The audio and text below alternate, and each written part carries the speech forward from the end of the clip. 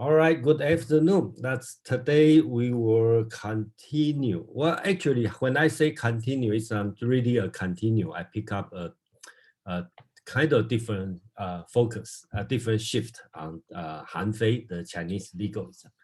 Before we start, let's go over on the schedule, and basically not much change since last time. Basically, today we talk about legalism, and the 2 weeks ago, we talked about legalism, focus on Han Fei. But that time, 2 weeks ago, we probably focused more on the legalism and compare legalism and the Confucianism.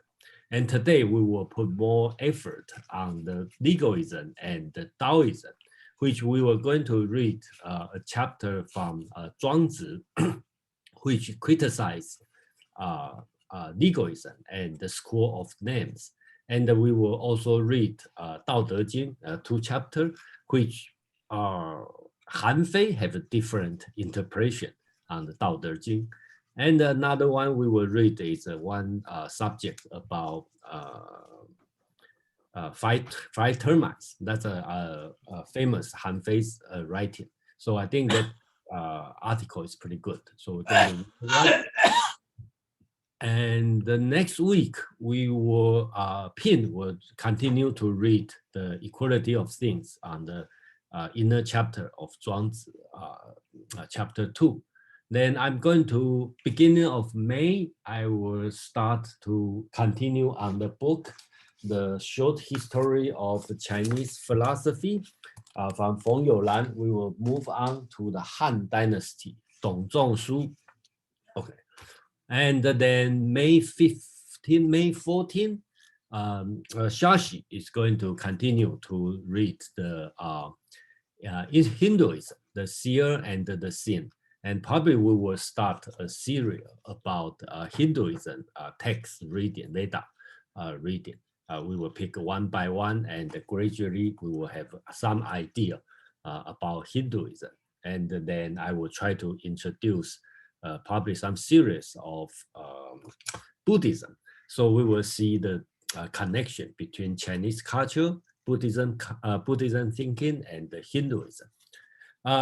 Then we move on, we will go into later time, so-called later time, that's after the 1st century, Neo-Taoism and the Neo-Confucianism, and then we'll stop. So let's start for today. We will focus on the legalism and the Taoism. For those, okay, a few things we will cover. Okay, first we will talk about a brief introduce what is legalism. Okay, and then we will read Zhuangzi, and then a few things about different philosophy of history, because legalists have a different view on Chinese history. That's ancient history. Then we read the Han Fei's 5 termites, and then we will read Lao Tzu, and Han Fei have a different interpretation on Lao Tzu. So let's give some quick background on this one, and some people may know already, and some people probably knew. And for the person who knows, that's kind of a refresh. And if you have a today, I don't think we have a lot of people, so you can raise your hand. Okay, and the Pin, please help me if I don't see the hands up. So we all know Chinese, ancient Chinese philosophy have 6 major schools, so-called Confucianism, which is Ru, and of course we now have a Confucius, Mencius, and to the later time, Song Dynasty have a Neo-Confucianism.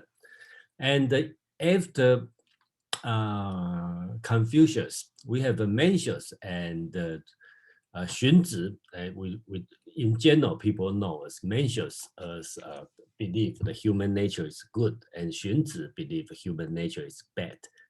That's not strictly speaking in this way, but another way to categorize Mencius and Xunzi is Mencius is more idealistic, and Xunzi is more realistic. And then we go to the legalism. Chinese legalism actually have a much longer history from Guangzhong, which is before Confucius' time. And then it's not like a teacher, a master, a disciple, this kind of relationship, because they are all government officers, government officials. So they have their job to do. They just, doing something. So not really have produced a lot of academic writing. But in general, we can consider these people are this kind of famous reformer as Chinese legalists until Han Fei, who start to collect all the writing and consolidate. So Han Fei become the most, when we study Chinese legalism, the Han Fei's writing is important.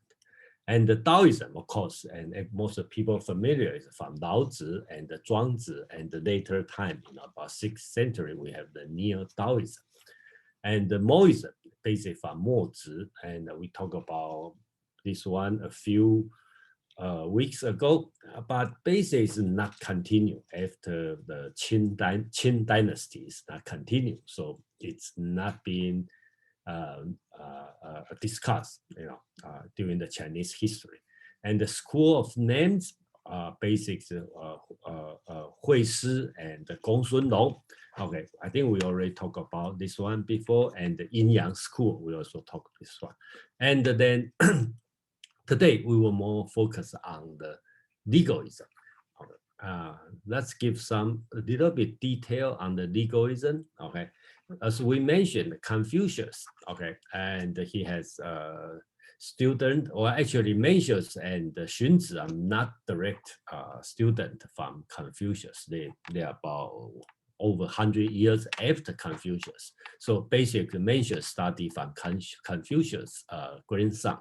So, and Xunzi is a great scholar from the kingdom of Qi. Okay, so both are considered Ru school, which follow Confucianism, and the Mencius are more on the idealistic school, and the Xunzi is more practical. So he focused on education, training, and he believed human nature is, we can say human nature is bad. Since human nature is bad, so we need education, we need study, and to improve yourself. So his student, two famous students, one is Han Fei, one is Li Si, and both become legalism, and both work for Qin dynasty. So today we are going to read is the writing from Han Fei. Li Si is being the prime minister of Qin dynasty, so he probably doesn't have much time to write. And Han Fei is a starter, so he cannot speak well. So in this case, he write a lot. So that's why we start to read Han Fei's writing. I think that we already covered this one before, but let's talk about what is legalism. Okay, in this sense. So kind of a review, and I don't want anyone have a misunderstanding what's the meaning of legalism. So basically, legalism is not jurisprudence. It's not talking about law like today's law schools, because no, it's about the theory and the method of organization and the leadership. If you want to compare to what we have in the Western, is Machiavellians. Okay, so Machiavellian the prince talk about how to control, how to deal with the situation, reward and the punishment, what's the skill, craftsmanship, this kind of thing. Basically, we call it the man of method. So the idea is different from other school.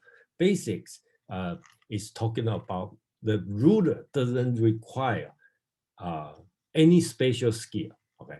As a ruler, you don't need to have a higher moral standard. You don't need to be extremely smart. You don't have to work very hard. Basically, everyone, the ordinary people can rule a state as long as he deal with his power properly. And that's the teaching on the Chinese legalism.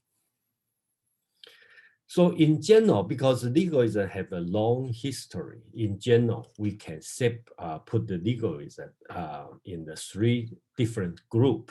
Okay, so that's in general, we say we group the legalism idea in three ways, so-called fa, shi, su, fa.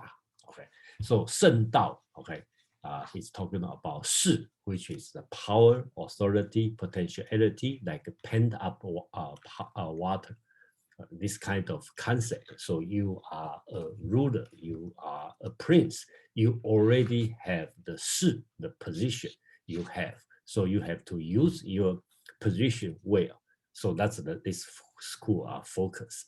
And another thing is so-called 生不害, shu. Okay, that's we can call it the skill, how to statecraft, how to handle people, how to deal with people. So like a management, okay, with the people. And another one is so-called fa, which means literally means law, but basics it talk about not much on the content of law, more on the how to use law to govern your state instead of use people to govern the state. So basically, that's the three group in the legalism school. And Han Fei is the one who consolidate these three. His writing include Fa, Shu, Shi, these three different group, and he consider all three are important. So that's why we read Han Fei today. So one thing we like to talk about is about name. Okay. So all the just like beginning when Pin talk about like Yi Jing is kind of like source of all the school or Chinese civilization. All different philosophy school all talk about Yi Jing, which is the source of everything. Same as the name, ancient Chinese focus the name a lot, and they all talk about rectification of name, especially Confucius. Okay, so but when they talk about rectification of name, they imply different things for different school. So I think that's very important to understand the different teaching in different philosophical group. For example, Confucius like to talk about rectification of name, 正名. Basic, he asked the question is what should I do? Okay, basically is a search the actuality through the through examination of names. So as a father, what your job as a father? As a son, what's your job as a son? As a ruler, as a minister, what's your job? So based on name, you are looking for when I give you a name as a son, or I inherit a name as a father, and I have my own responsibility and what I have to do. That's a Confucius focus. And when Xunzi talking about the name, it's a little bit so-called different way. It's depend on what you are doing and assign a good name to you. Okay, so Xunzi is more realistic. When he look at somebody doing something and you will assign a name, okay, a correct name for this person. Okay. So if a tyrant is a ruler doing something in this way, killing people, okay, indulge himself in all kinds of luxury things, he will give a name as tyrant. So that's start to shift a little bit, okay, to use the name. And the legalism is very different. When legalism talking about name, it kind of become a law, or become a job description. If I ask you to become a commander in the military, so I'm going to evaluate what did you do? Did you match your job description or not? And then based on this, give you a reward or punishment. If you doing a match the job description, you got the reward. If you didn't match the job description, and you will have the punishment. So that's the different concept of different school. And of course, if you talk about the school of names, they just talk about names. What they believe is if you have the name and actuality and focus on this, and you can control everything. That's the school of names thinking. And the Taoism, in more way, is they totally disregard the name. So they think name is not important. You talk about a person, is virtual or not virtual, it's not important. The name is not important to Taoism. That's the general idea of the different schools who treat the name differently. So basics, so far we are, I just give about 10 minutes review on the legalism. So right now I'm open for some question or give a few idea. People, I just want to, before we start, and everybody get the idea what's the legalism. So, or you have any question or any comment before we start? Because we are going to focus more on the Zhuangzi, criticize on the legalism. Any question or anything you want to discuss before we move on?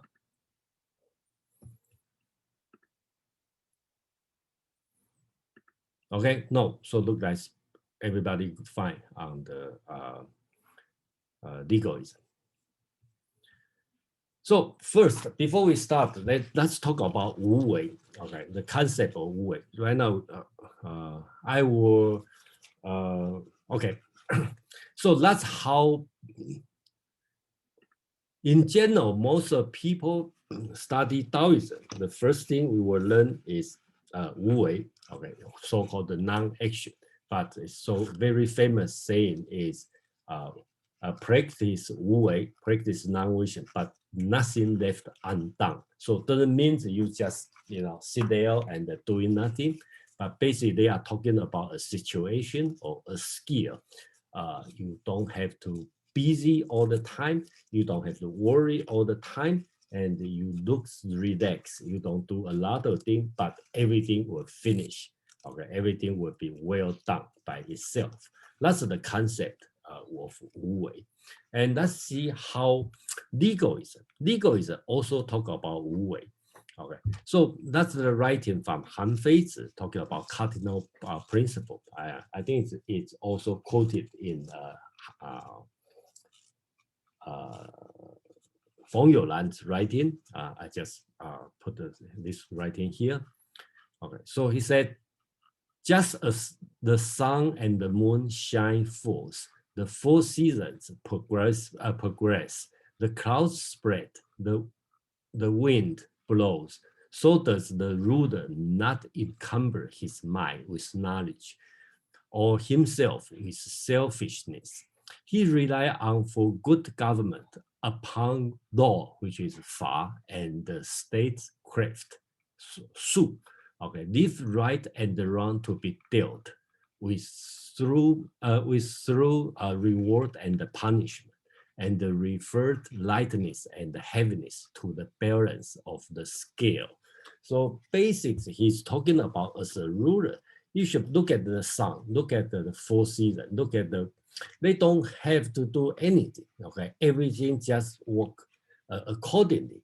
So as long as you have the Fa, which is law, and the Su, the skill to control the people. So with the Fa, the law, you have to, I think that last time we talked about the two different concepts of Fa and the Su.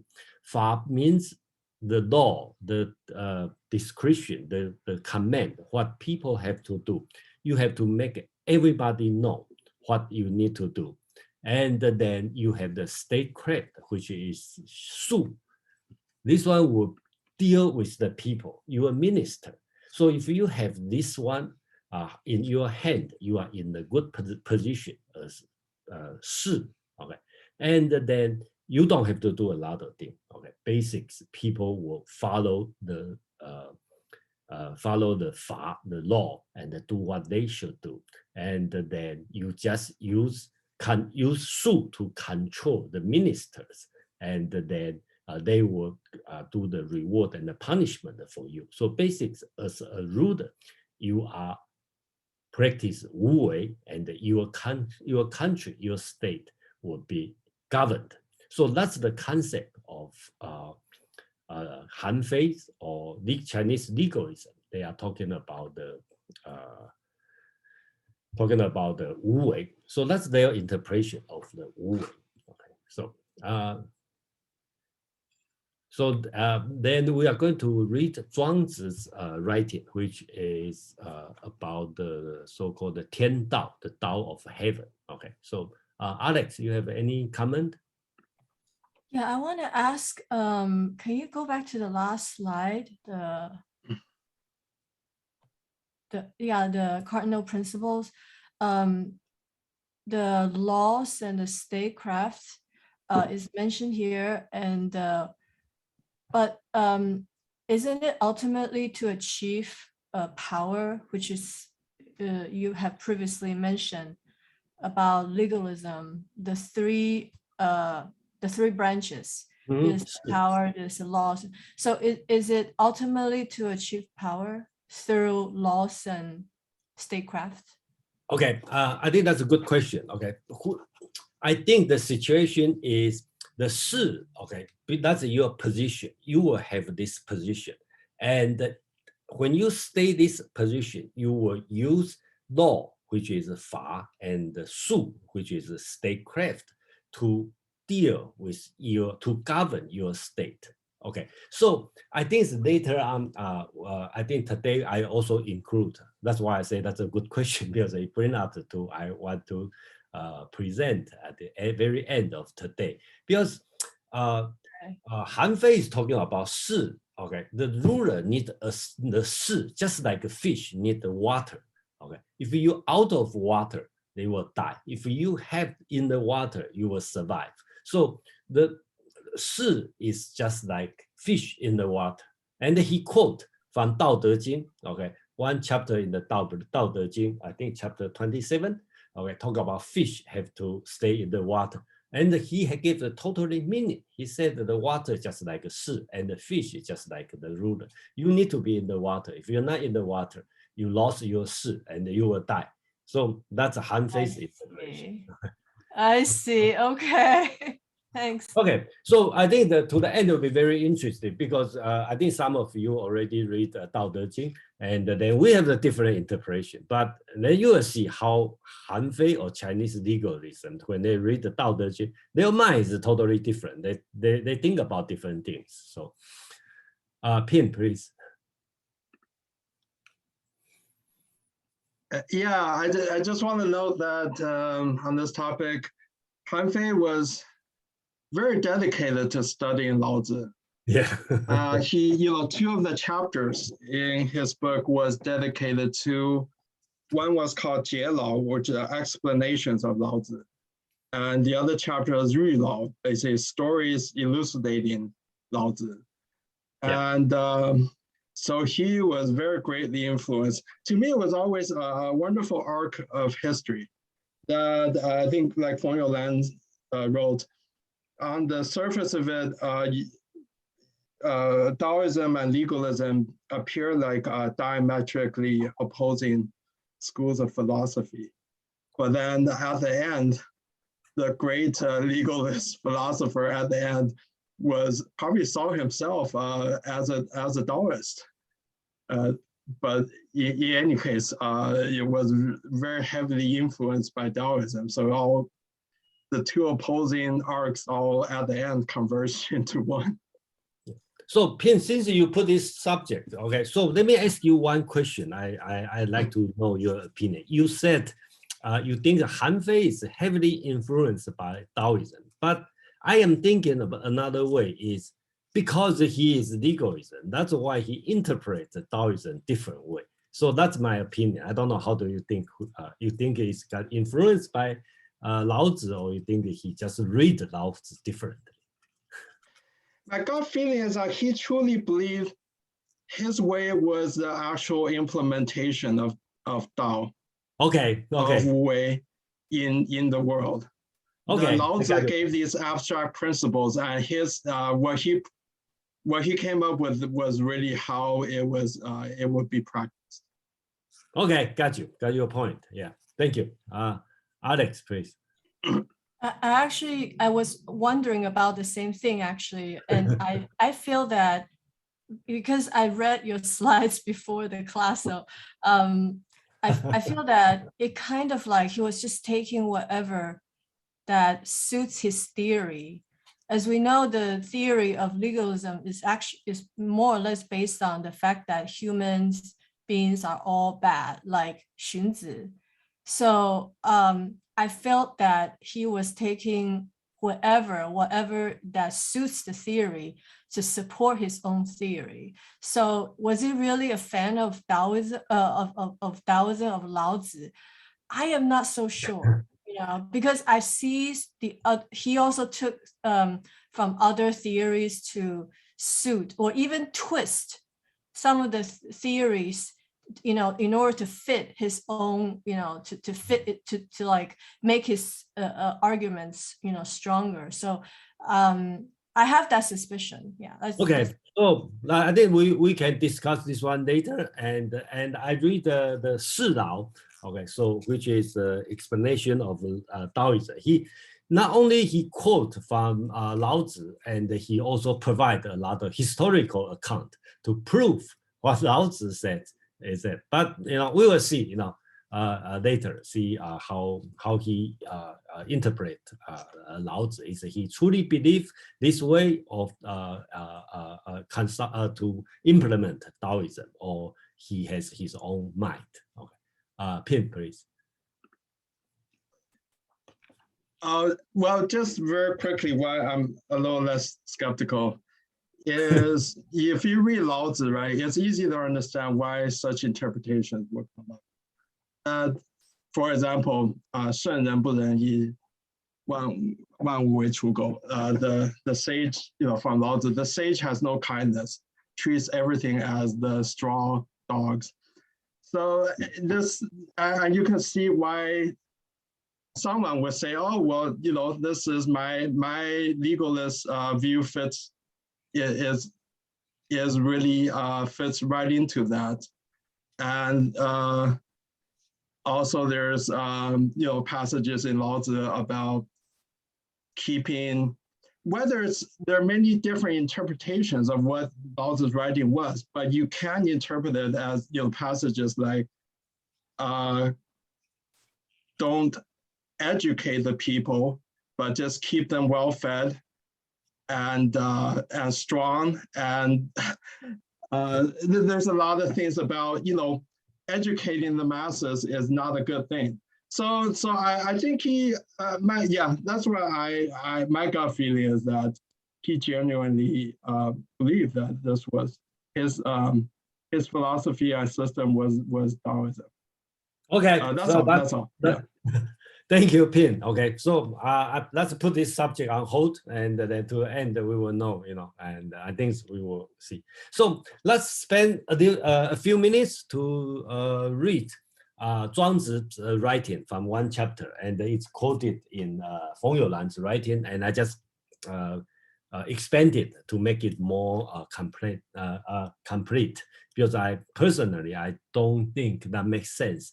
Just for just pick up one or two sentences and read it. I would like to read it. Probably don't have time to the whole chapter, but at least we should read the whole paragraph to understand what Zhuangzi is talking about. Because if you just pick up one, I think Feng Youlan just picked one or two sentences to describe, and I don't think that show the whole picture of the Zhuangzi's critics writing on this one. This chapter called Tian Dao, the Tao of Heaven. So three things Zhuangzi is talking about in this paragraph. One is to explain what's the meaning of Wu Wei in Zhuangzi's point of view. And he talked about so-called 9 step or 9 level of the governing, how to govern the state. So very political writing. And then he start to criticize the school of names and basically legalism. He didn't name it, but he meant that they are doing the wrong thing. They're doing the very detailed, the very small scale basics. That's the Zhuangzi's criticize. So let's read from the beginning. So basics, 庄子 the Tao of Heaven. Okay, that's the one paragraph he started to write. He said that the superior must practice 无为 so as to employ the world, but the subordinate must have activity so as thus to be employed by the world. So let's look at this one a little bit different, because this one is not talking about your personal activity. Right now, the audience is the prince, the ruler. Okay, so basically talking about 无为. So that's a little bit different than when people talk about 无为, right? When we think about 无为, we probably think about ourselves, right? When I deal with my daily life or my attitude to my business. But here, is very political. That's why Feng Youlan and pick up these paragraphs, because it's addressed to the ruler, right? They are not like naive, let's say, oh, we don't do anything, like Taoism, Lao Tzu, Tao, a little bit you can say naive, basics, you kind of like believe that people not doing things, the ruler on hands off, and that everything will be done. That's a little bit too far away, too naive. But here, Zhuangzi is talking about address to the ruler. He talk about there's two kinds of people who employ the world, and another people which doesn't need activity. And the person who have activity is employed by the world. So let's set the situation right. Basics, they are talking about the same situation. They are addressed to the ruler. Okay, both of them talking about 无为. Han Fei talk about you have the law, you have the fa, you have the statecraft, the su, the control the people. So you don't have to do anything. But Zhuangzi also talk about the same thing. Okay, talk about you are employ the world, okay, and then they have the people doing things, okay, which is employed by the world. Okay, so right now you talk about the ruler. Okay, you employ the world, you can practice 无为. This is invariable way, which is Tao. Therefore, the ruler in the ancient time, whenever writing, okay, in Chinese writing, talk about the ancient time, that means the good time. Okay, that's the proper way. Although their knowledge spread throughout the whole universe, did not themselves think. Although their eloquence beautified all things, they did not themselves speak. Although their ability exhausted all things within the world, they did not themselves act. So he talked about the ancient time, the good time. Even the ruler have all the knowledge. He can speak very well, very convincing. He has all kinds of super ability, but they don't think, they don't act, and they don't speak. Okay, because they are practiced 无为. Then he will have a further a metaphor on that. Talk about heaven produce nothing, yet all things transform. Earth does not grow itself, yet all things are nurtured. The king did nothing, which is 无为, yet all the world testify they are effective of service. Hence, there is nothing more spiritual than heaven. There is nothing richer than earth. There are nothing greater than the king. The attributes of the king correspond to those of heaven and earth. It was the Tao of employing the world, utilizing all things, and handling all people. So here, Zhuangzi is talking about the ruler. Okay, you should not do anything. Even you have superpower, you can speak very well, you have all kinds of knowledge, you have all kinds of ability, but you don't act, you don't think, you don't speak. Basics, you just behave like heaven and earth. Heaven didn't do anything, earth didn't do anything, didn't grow itself, but everything within the earth will grow. So basics, as a ruler, as a king, you should be like heaven and the earth. You don't have to do everything. Everything will go itself. It sounds very like Lao Tzu's Tao Te Ching, but here is the different here. Okay. So he go to more detail, okay, on how you can call it a step by step, and you can call it a different level of governing. Okay, so Pim, you have something to say? Daniel raised his Daniel, hand yeah, first. please, yeah. Yeah, I'm trying to understand this Wu Wei concept. And Okay, I mean, please.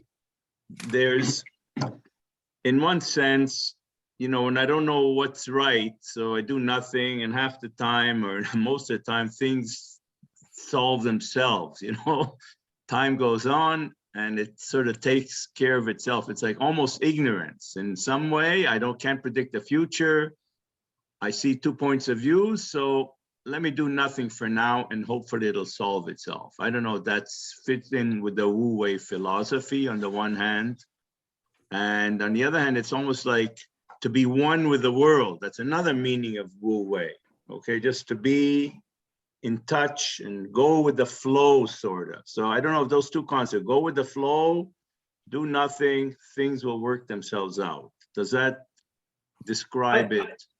Okay, I think everyone will have a different, slightly different opinion on that. I just have to share my own opinion. I will say that your first explanation, I will say not right, because it's too passive. You just let things go, and then you just you practice Wu Wei, doing nothing, and then remember the second sentence is nothing left undone. Okay, so basics, you probably have nothing done if you just sit passively and let go, whatever. And the second thing, your second point, I will agree, which is go with flow. You don't do when the people wear mask, you wear mask. Okay, you just, most of the people think, oh, we should wear masks. Just let people wear masks, because even you disagree, because after a while they will understand wearing mask is not so effective. And when people not wearing masks, you don't push too much, but you just kind of like give some message. So this kind of subtle skill. Okay, so I think that would be the Wu Wei. And then if you read the Confucian teaching, okay, so pursue the perfection, and that Confucius will say the sun and the moon, the star, they move, never stop. And we should be like then, you know, keep working, keep moving, and then you will know what Wu Wei means. Wu Wei doesn't like this kind of behavior. Wu Wei talking about different kind of idea. So that's the only thing I have to say. But you know, and I hope I answer your question. And I believe it takes a while to understand the concept of Wu Wei.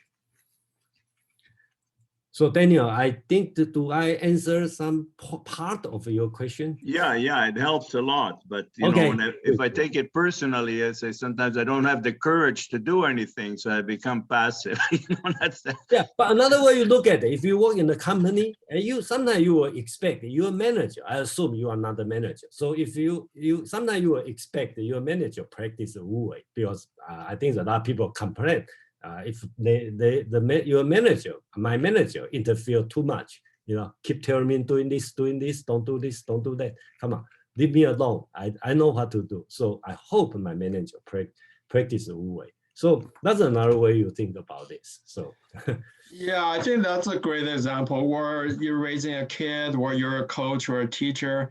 Sometimes being overactive and intervening all the time is not the best thing. Maybe on that day, you know, you feel like you're getting more done, but at the end of it, is whoever you're trying to train or coach is not developing and not making independent decisions.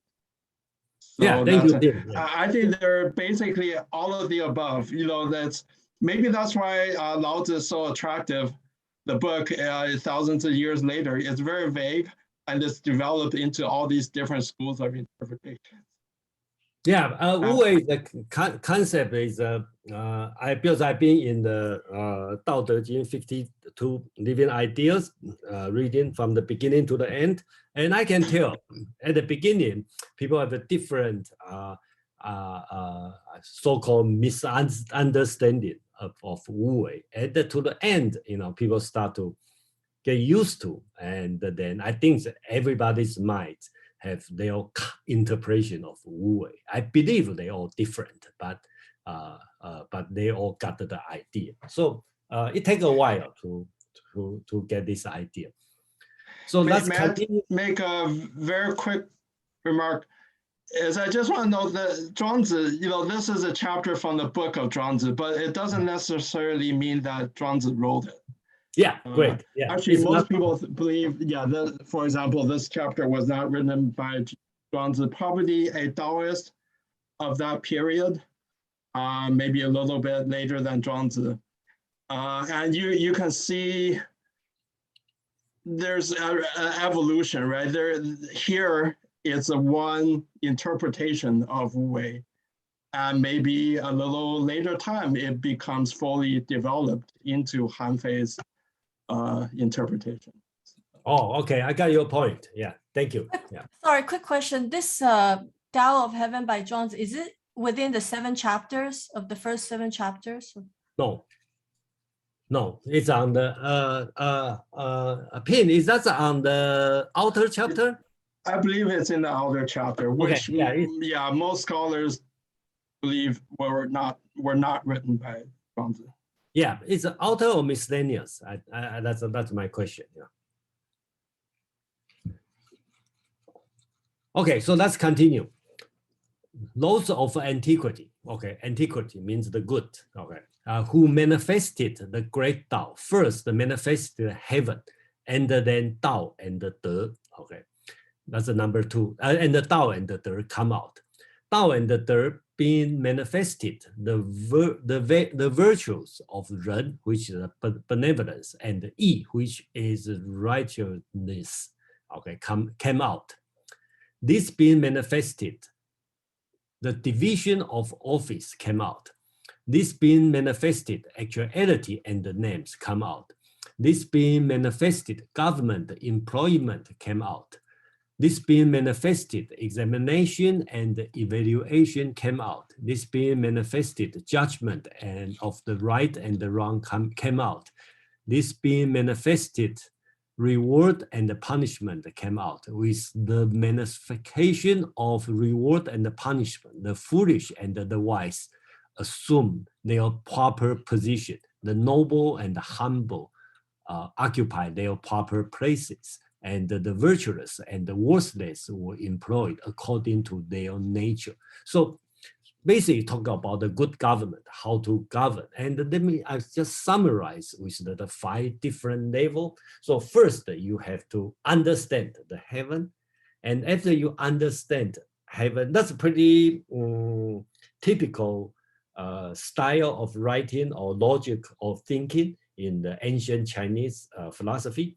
Basically do it like step by step, okay, from the foundation to the detail, from the root to the branch to the leaves. So basically that's the idea. If you remember at the beginning of this year, we talked about the great learning, and also the Confucian scholar also doing the same way of argument. Okay, so basically talk about 9 levels or 9 steps, right? From the heaven, you understand the heaven, then you have, then you will naturally you have the Tao and the De, which is, Tao and the De in Tao Te Ching is 2 things, 2 different concepts. But here, if you put Tao and the De together, probably means virtuous or means some moral reasoning. Okay, this kind of concept. And after you have the Tao and the De, okay, then the Ren, okay, and the Yi, which is very Confucius moral. And today we use Ren Yi as a general moral. Okay, so this one will come out. So you will see, you understand the Tian, and you will kind of have the Taoism concept come out. Then you have the Ren Yi, which is a Confucian, okay, is an idea of moral. And then after all this one come out, then you will have a division of offices. That's, the government, talk about government, different branches of the government. Then after that, you have the actuality and the names. Basics, you can consider this one is after the different office of government, that you have the job description. Everybody know what to do. So they will go to number 6, the government employment. You can start to hire people, have the people work in the government. Then you have the examination and the evaluation, which is to evaluate how well, okay, everybody doing the job. And the next step, you just have to have the judgment of who do it right, who is wrong, and then you have the reward and the punishment. So let's put it at the 9th level, okay, of the governing state. So basics, that's the 庄子. When I say 庄子, not necessarily 庄子, the person, but basically the book is writing about the government. So you can see this 9th step. And I try to do my best to research and to find the right translation to English, and I include the Chinese here. So if anyone who read Chinese and they can give a better translation, I really appreciate, or you have to criticize on the my translation, I also welcome, because I just try my best to translate the 2 character Chinese to English. So Pin, please. Oh, yeah, I just want to add, I really agree with you. Earlier you said this, this chapter is an explanation of a lot of chapters in Lao Tzu. You see, this part is, to me, is also an elaboration of the chapter in Lao Tzu where I can't recall the exact text, but basically saying that the greatest ruler, the greatest leaders are such that the people under the leader don't even know who this person, who the leader is. And then the next is everyone loves the praises and loves the, likes the leader. And then the next one is everyone's fearful of the leader. And then the next is, I forget what the other levels are. It's everybody hate they hate the leader. So basically, hate and loathe. Yeah. So so you see, as the centuries go on, the interpretations become more elaborate and branch off into different schools of philosophy. Yeah, thank you, Pin. Yeah. So so that's the Zhuangzi writing, and then we will see how. Based on, so Zhuangzi, okay, let's put in the 3 parts, right? The first part, the Zhuangzi is talking about the Wu Wei, okay, so what's the position as a ruler you need to do? Then he talk about, but he's not like before, long time ago, is not elaborate, just say, oh, okay, then everything will be left, nothing will be left undone. So right now he talk about, he knows some people have to do some work to have the job done. So basically he lists the level, different level. It is the 9th level, right? Just we talk about here. So from the heaven, Tao and the De, and the moral, the Ren and the Yi, and division, So to the last few part, right? You will see it's very modern, even in today's government. If you think about our government, probably is not far away from this kind of description. So you will see, another thing you can see is Chinese bureaucratic system is developed in a very early time. You already know to evaluate the government employees and know how to everybody, the division of labor, division of the office, and this very early developed, very advanced compared to other states. So let's see how Zhuangzi criticized other schools. So basically, those of antiquities who speak about mention, who spoke about the great mentioned actuality and the names only at the 5th level. Okay, so basically talk about the school of names. They didn't talk about anything else. They just start from the actuality and the names, right? And the reward and the punishment only at the 9th level. Okay, so that must means legalism system. They don't talk about anything else. They just jump in. They talk about heaven. They don't talk about the Tao and the De. They don't talk about the Ren and the Yi, which is the general moral. They don't talk about division of government. They just jump into reward and the punishment. That's the very end, very low level, the 9th level, okay, of the governing. So he who speaks immediately about the actuality and the name does not know the fundamentals. He who speaks immediately about the reward and the punishment, which is Hanfei, right, does not know their beginning. They know he knows the implements of government, but not its principle. He can be employed by the word, but is not sufficient to employ the word. He is a one-sided man and only knows how to talk. Okay, so basically talk about Hanfei and the people in the school of names. They don't understand the 9 different levels, and from the fundamental principle to the detail. They just like school of names, like Hui Si or Gongsun Longs, they just directly, immediately talk about actuality and the names. And like Hanfei, just immediately talk about reward and the punishment, and they call it the 2 handles. You can deal with the whole state with reward and punishment. They say, no, no, no, you only know the detail to implement the government, but you don't know the basic principle.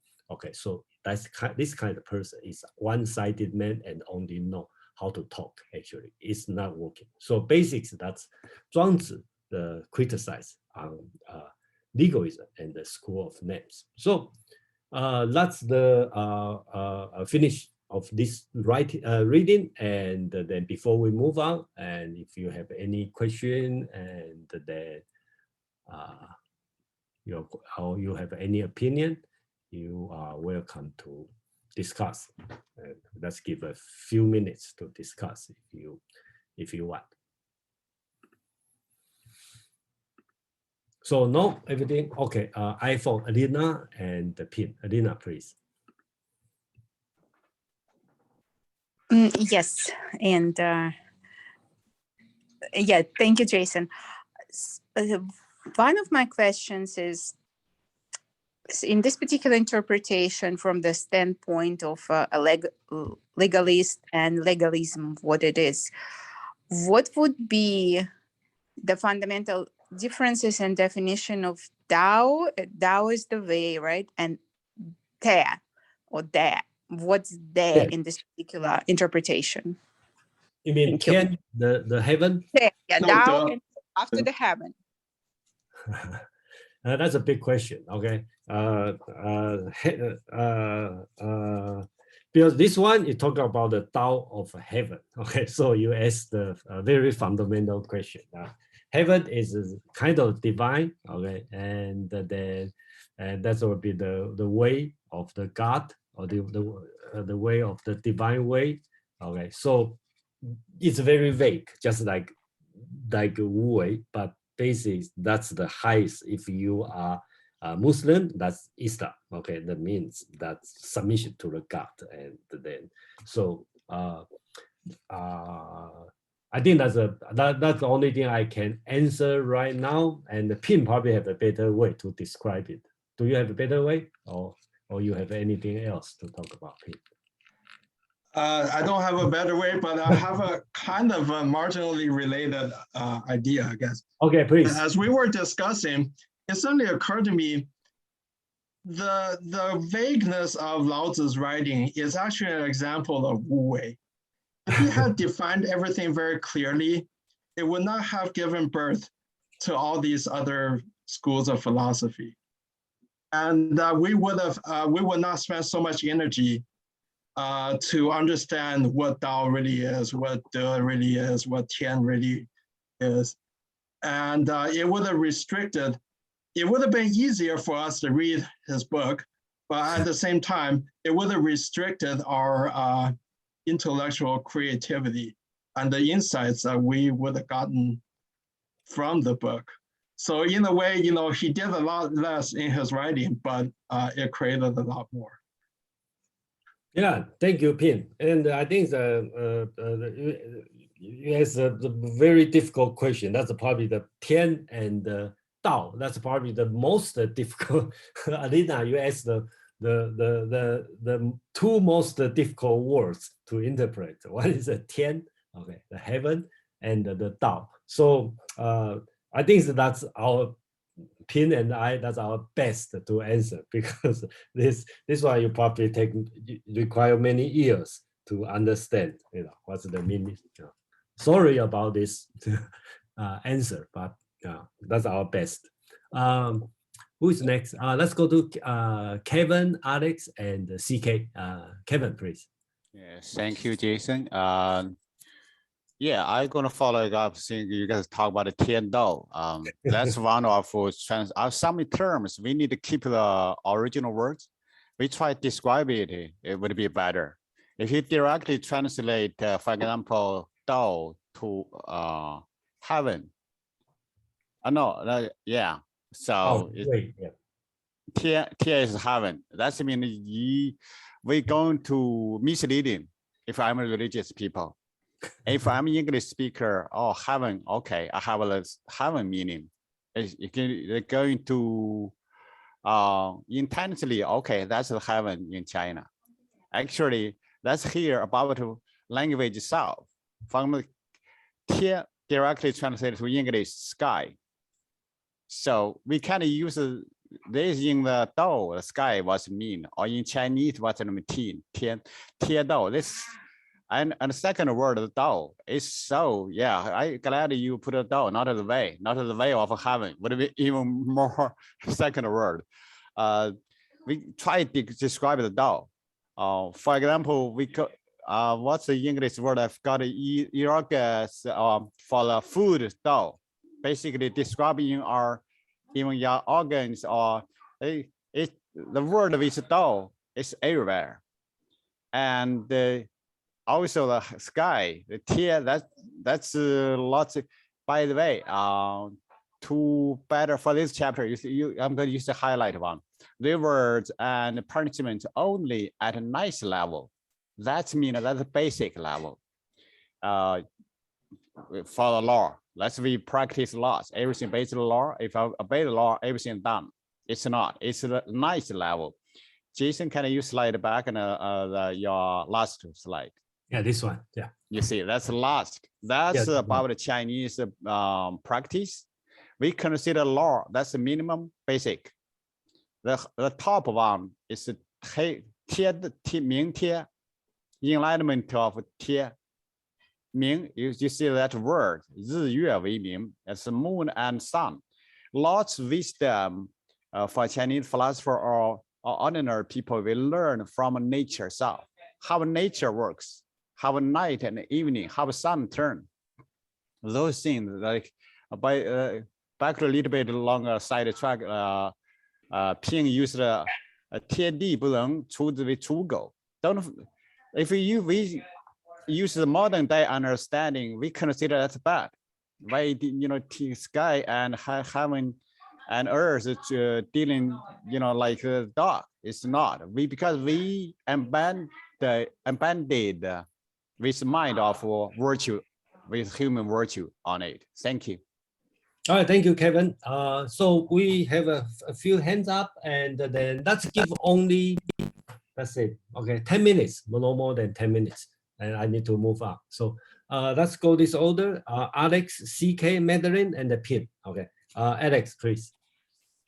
Yeah, actually, the reason why I asked about this chapter is also my suspicion that it was not written by Zhuangzi, it was written by other people. Yeah, and I find it, I'm so sorry, but I find this chapter in conflict with the first 7 chapters of Zhuangzi. I mean, we just studied the first chapter. One of the story that really stood out to me is when it says that real sage has no name.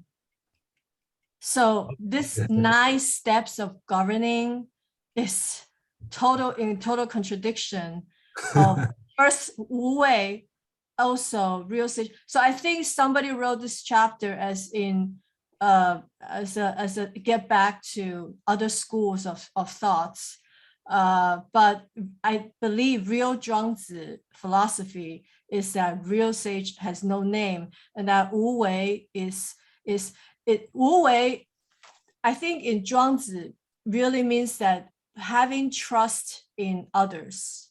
It's like I trust that the tree is going to grow, the flower is going to blossom. They're going to do their own things, with whatever they are born with, whatever they do. So, and not controlling or telling others what to do, what is right or wrong. In actuality, I think Taoism is not about mercy or moral.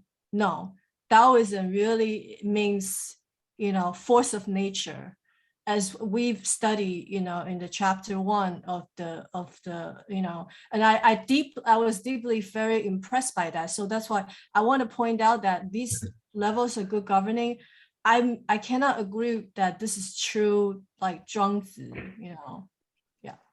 Okay, thank you, Alex. Yeah, I kind of like, I that's my own experience. I think this one is going into more detail and really depend on who you speak to, right? If you want to speak to the regular person, and this one, if you have to speak to the ruler, that could be a little bit different, So that's just my opinion, So and then of course it's not written by the same person. I agree, definitely. The next one would be CK, please. Oh, hello, hi. I would like to give my take on a few concepts like Tian, Tao, and Wu Wei. Okay. For example, Tian, I don't think can be defined. The concept of heaven, heaven is just a close approximation in English. It's all-encompassing. Anything that is up there, that is not in our temporal realm, is considered Tian. So it's just a rough translation into English. It cannot be defined like in a precise semantic way, I think. And then Tao is another one. As I say, Tao 可道非常道，名可名非常名. So the Tao cannot be defined.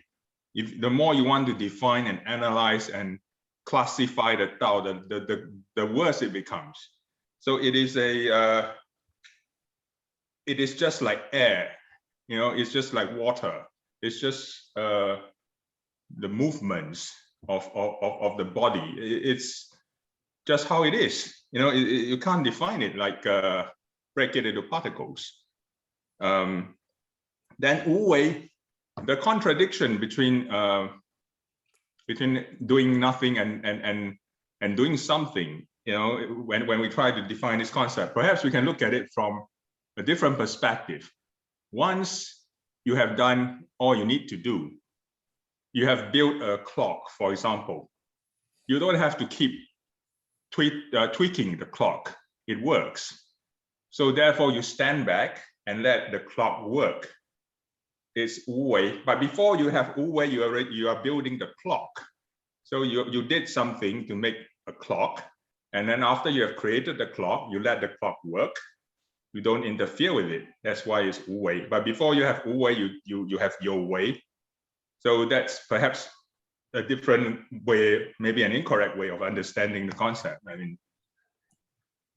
Okay, thank you, CK. And then I really appreciate that everybody provide your own interpretation, and then the person who know, even you think you are not sure, that's very good to explain. And I believe our learning, I believe the people have no idea of what's meaning of Tian, Tao, or Wu Wei, and by listening this, you will improve your understand. Even myself, I thought I understand well before I joined this meetup, but I think keeping being asked different questions and being listened to different people's idea, and personally, I feel I also have make a lot of progress. Yeah, a lot of progress. Yeah, Madeline, please. Yes, let's see. So still on this slide, yeah. I'm seeing the heavens, Tao and De, and number 5, actualities and names. Seems to be where political philosophy is intersecting with metaphysics. Mm-hmm. Yeah.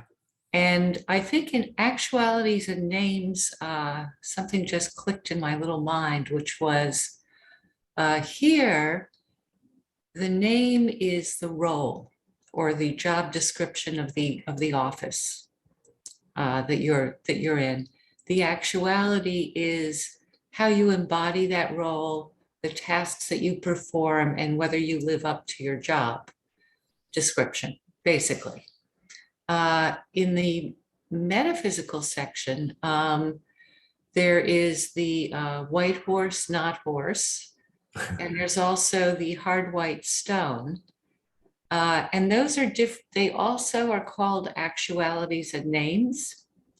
But in the metaphysics, the actualities are not made to live up to the names, obviously.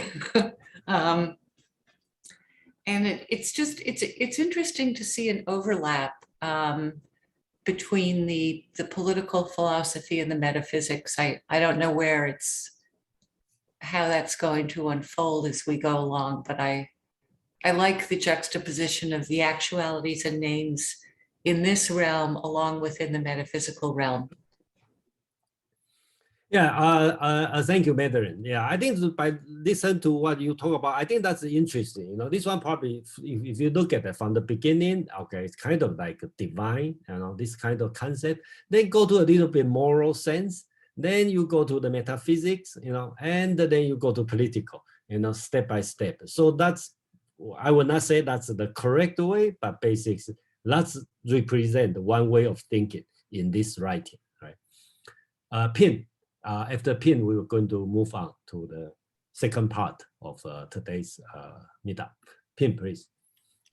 I have two thoughts to share. One is all these abstract concepts, Wu Wei and Tao, these difficult ones, Tian. In fact, okay, first of all, I don't think there's a correct or any correct or wrong answer. And number two, I don't think we should even answer because that's the whole point.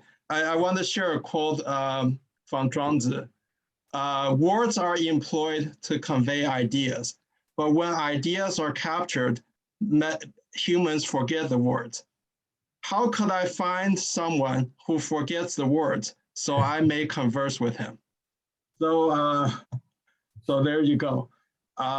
Because everyone should have their own answer for themselves, not some answer from you or me, because that's useless.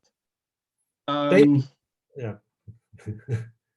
And another thing is on translation, I totally agree with what Kevin and others said.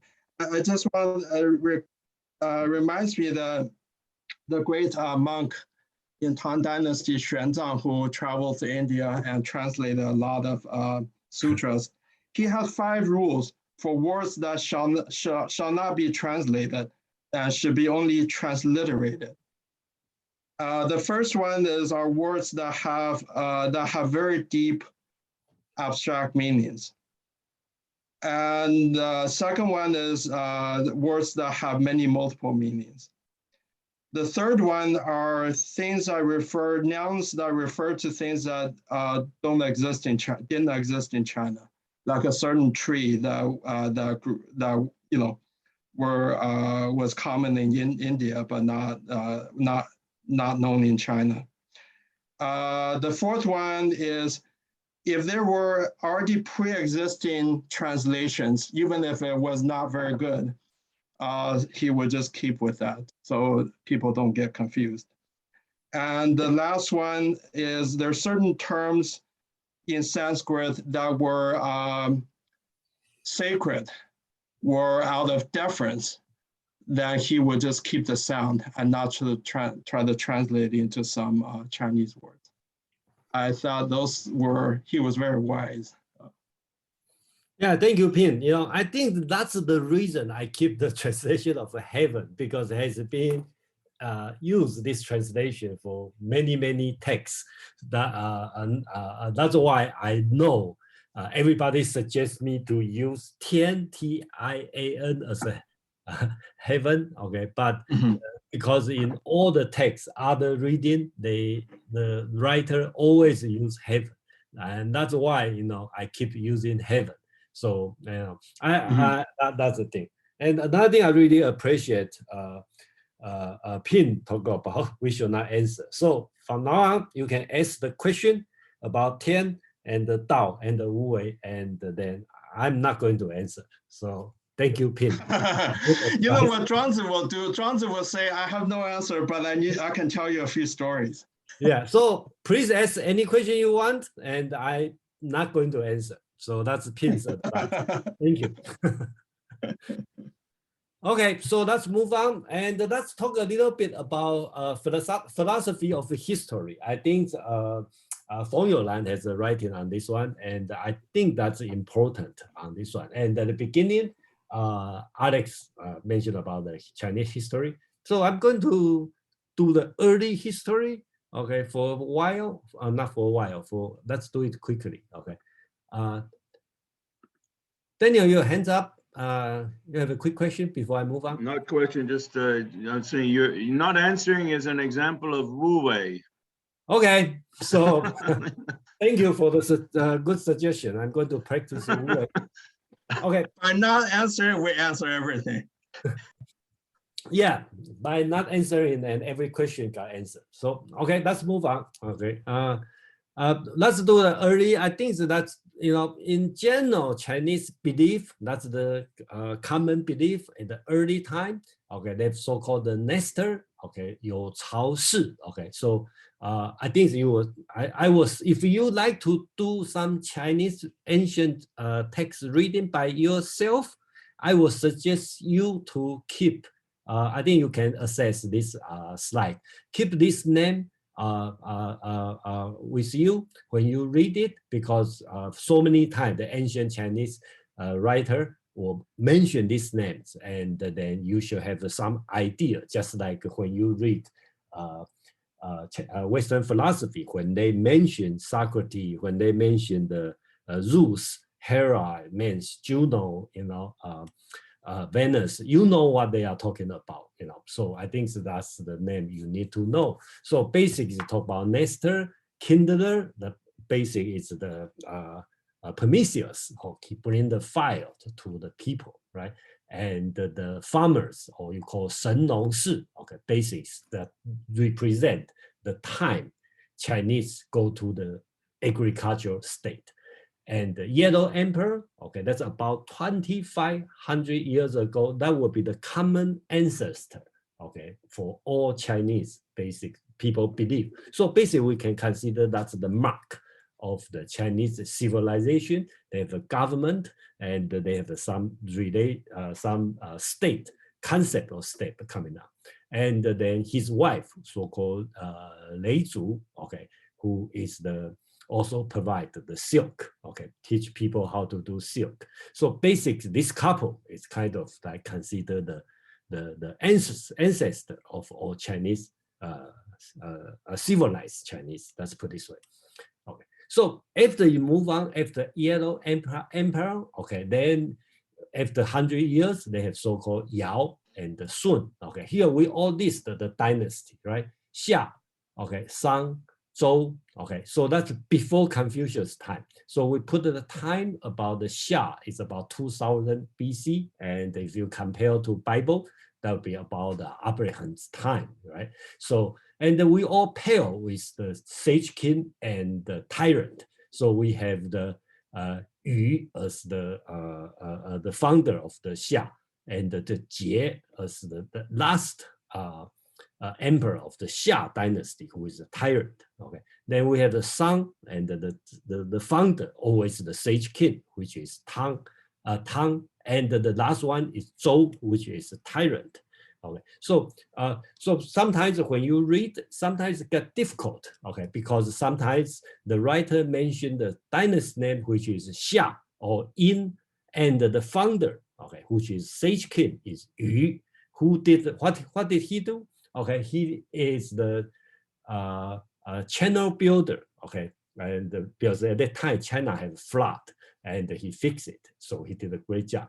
And what Yao and the Sun did something great, because they don't give their position as an emperor to their son; they give to the virtuous people. So Yao, when he is old, he doesn't give the position to his son. He finds that the Sun is the great people, so ask him to become the emperor.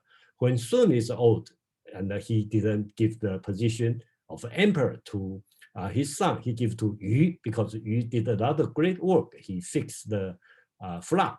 So that's what they did a great job, you know. So that's the history, ancient history about the time, you know. So if you want to relate it, so Sang, okay, is about like almost the same time as Moses, okay, or later part will be the Trojan War during this period of time. So that's how old we are talking about.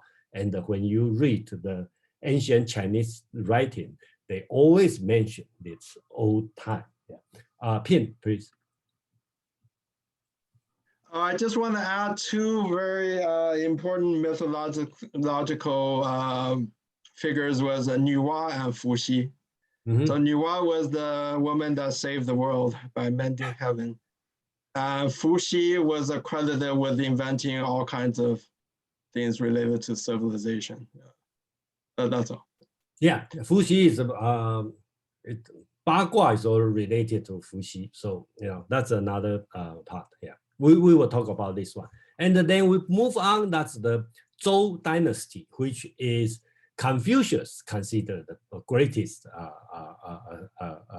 dynasty. So Zhou basically you separate as two parts, the West Zhou and the East Zhou. So when we talk about Zhou here, talk about the West Zhou. When they studied, they have the King Wen and the King Wu, both are sage king. Okay, so that's about the time in the King Solomon's time. So that's the Zhou dynasty. And when the East Zhou, that's the second part of Zhou dynasty, is split to two parts. It's Chunqiu, the spring and the autumn, that's Confucius time. And the Laozi also lived this time. And Buddha also start from this time. Okay, so at the second part, okay, of the East Zhou is so-called the warring state. That's about 500 BC, and that's mentions Zhuangzi and during that time. And then in the Western world, Socrates and Alexander the Great, okay, basically around this time, and then time move on, is Qin and Han, China become united. So that's the brief history on this. And the important for the writer is you need to remember, okay, to know all this pair. Okay, so on the line above this line, that's all good guy. On the bottom, there's a bad guy. So you remember this one? So Yellow Emperor from Yao, Sun, Yu, that's the Xia dynasty. And the Tang, that's the Shang dynasty, Tang, okay. And then they have Wen Wu, that's Zhou dynasty, and the so-called Zhou Gong, that's the Duke of Zhou, okay, who is not king, but he is a great person. He's a prime minister.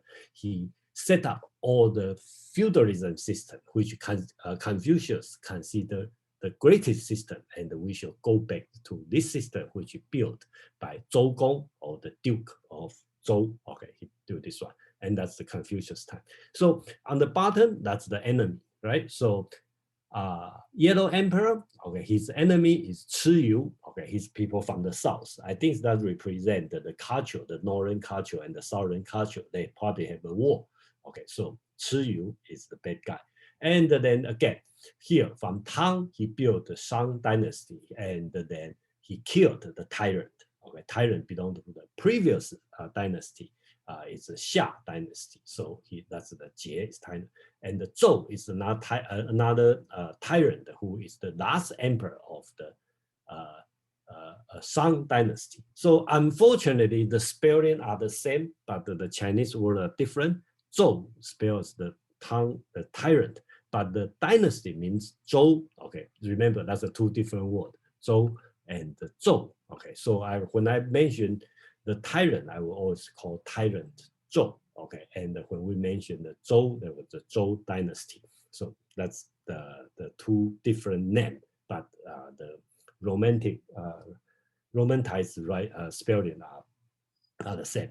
So I just list the name and this one in this one from Yo Cao, Nestor, Kinder, all the way down, and then we will say this one. Okay, so that's Feng Youlan's writing. I think that's important. Basically, Feng Youlan is talking about when Confucius, okay, talking about, he always praised the King Wen Wu and the Zhou Gong, the Duke of Zhou, talk about 1,000 years ago. Okay, this kind of ancient, right? The Wen and the Wu, okay, that's the founder of the Zhou dynasty and the Duke of Zhou who built the government system. Okay, that's Confucius always look backward on this one. When Moism come out, he talk about a lot of Yu who, because Moism, if you remember, Moism is kind of like more on the technical and the scientific side. He focused more on the construction, military, this kind. So he praised the people even older than the Zhou dynasty, which is about 2,000 years BC. That's about 1,500 years before his time. Okay, he keep talking about Yu. And when Mencius come out, he want to has a debate with Moism, right? So he talk about the people even older. He talk about Yao and the Sun, which is 2,000 years before his time. Okay, so he talk about even older time because Yao and the Sun are not selfish.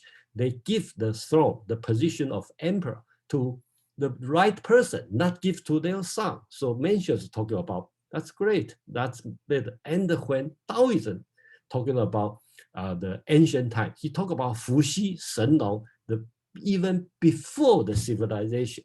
So based on this writing, okay, and the Feng Youlan has an interesting conclusion about the legalism philosophy of history.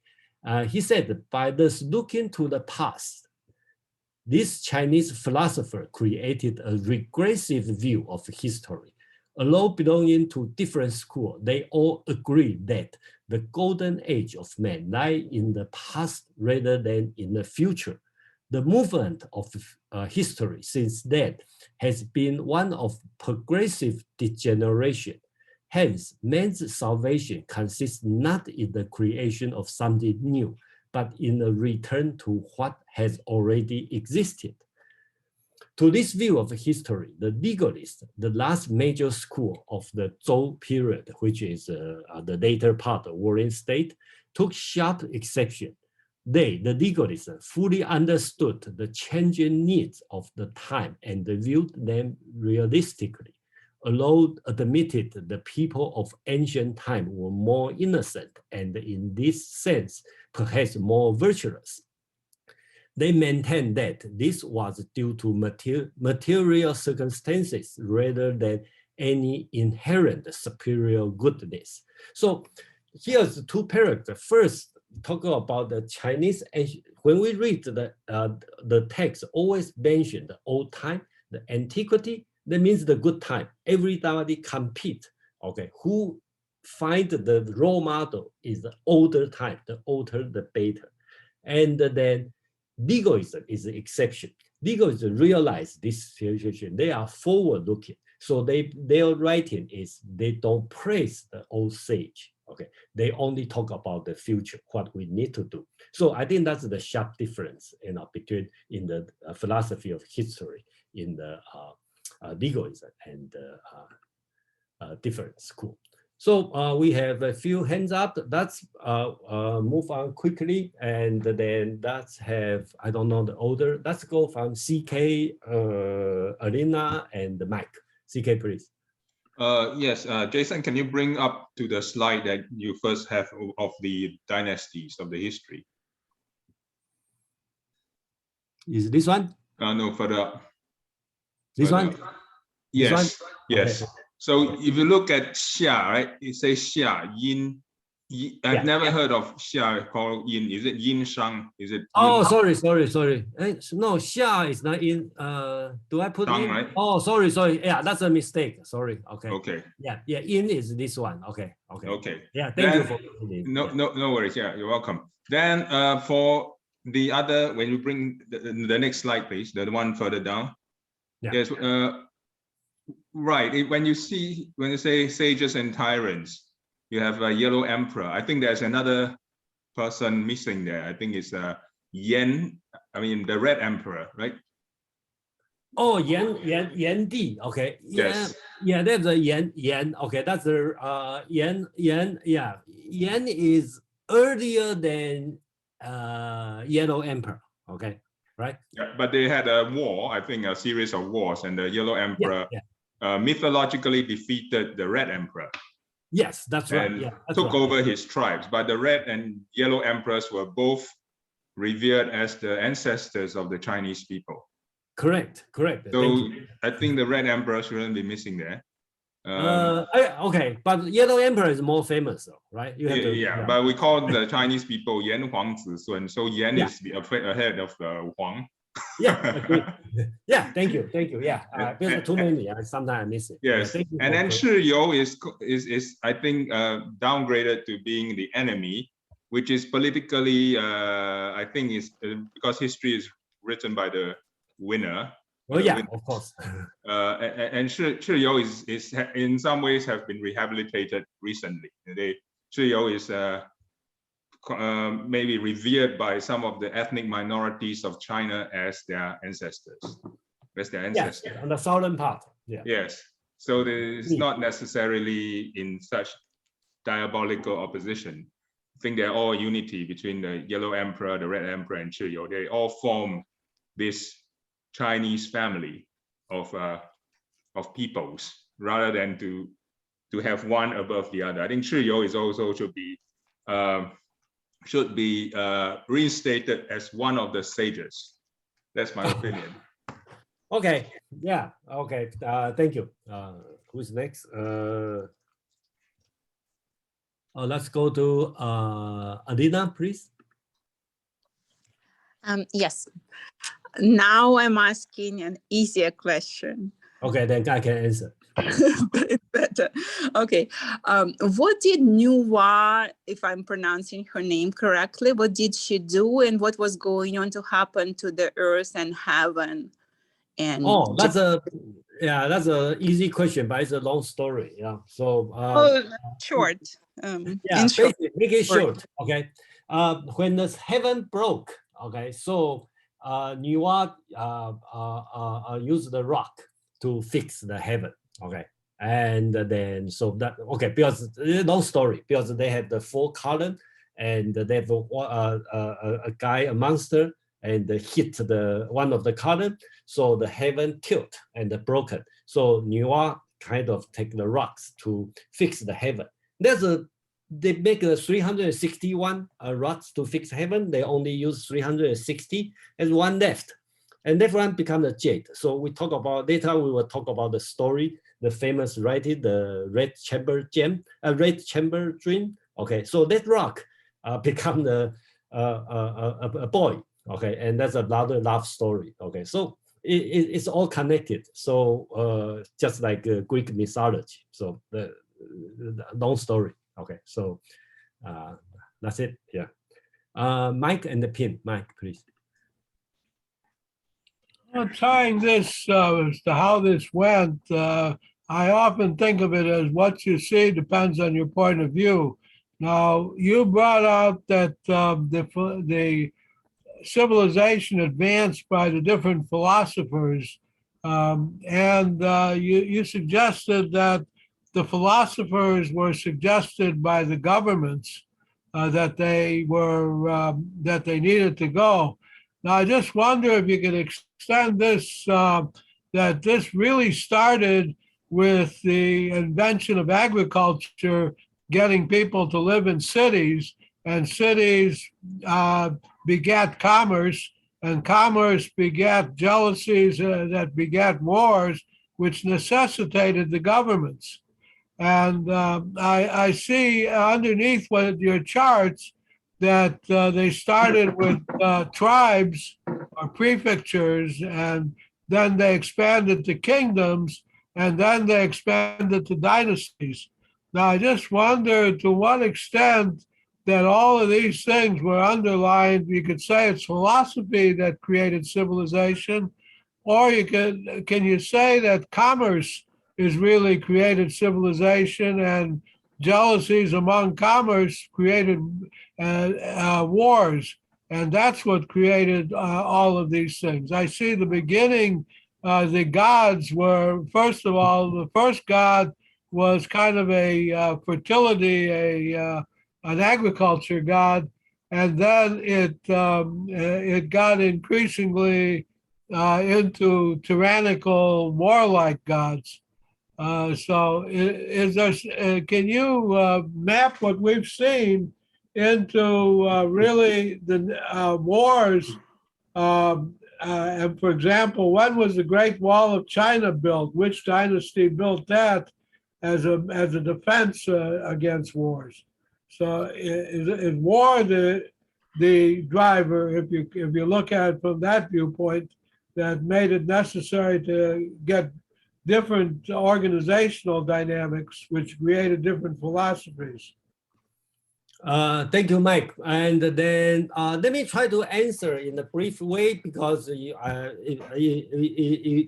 basically a lot of a question I have to answer. Okay, but put this way: first, if you pay attention on this, there's no commerce here.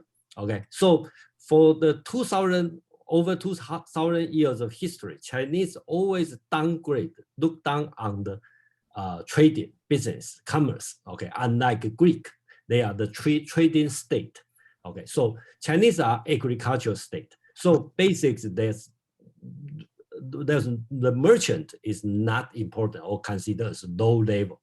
Okay, so that's the first thing I'd like to mention. Second thing is, if you look at this one, the history. Okay, so basically after agriculture, we have the Yellow Emperor. Yellow Emperor basically represent, if you look at it, it's not possible during that time. You have the great state, United States. That's not possible. It must be, or I think it must be the one of the tribe, okay, being stronger. So people respect kind of as the leader of the alliance, okay, chairman of the group. So this kind of concept. So I think that's the development on that. Regarding the war, I think the Great War was built during this time, the warring state, because the Han people, H-U-N, the Han people, before the ancestor of Mongolia, they are the nomadic people on the north. They constantly loot the civilized China. So they have to build war to defend. Okay, so this war keep building through the history until Ming Dynasty still have the war. So today's the Great War you see in China, in Beijing, is I don't think that the old one built in 2,000 years ago still exists, but most of them are built in the Ming Dynasty, which is in the 17th century. So that's the war. And about the philosophy, I think the philosophy is a difficult term in China because China doesn't have the job or something called philosophy. They have a different school, academic school, and it's always related to the literature, to the history, and to the government. So unlike in Greek tradition, we talk about philosophy as love of wisdom. Okay, so basically that is not the same concept. So that's I have to say to answer your question, Mike. I hope I touched most of your question, and then we will have more detail if you keep joining us. Pim. Can I follow up briefly? The Tang dynasty or some of these early dynasties essentially built up groups of people. Did they build cities at that point? Did they have cities at that point? And if they had cities, how did they control feeding those people and taking people away from agriculture to feed those people that they used to build those cities? Okay, so I think the concept of city, probably if you think of a city, you either think about a Greek city-state, or in the Roman Empire, so-called the city, right? The Rome, okay, you have city, then you need a suburban area to support the food, everything for the city. But in Chinese during that time, I don't think we have China has the concept of city, either in the Greek or Roman concept of city. Basically, it's a feudalism system. So you have the king, and they have let's say they have the 10 sons, and the one inherits the place, and the 10 go to different place, and they they set their own little kingdom.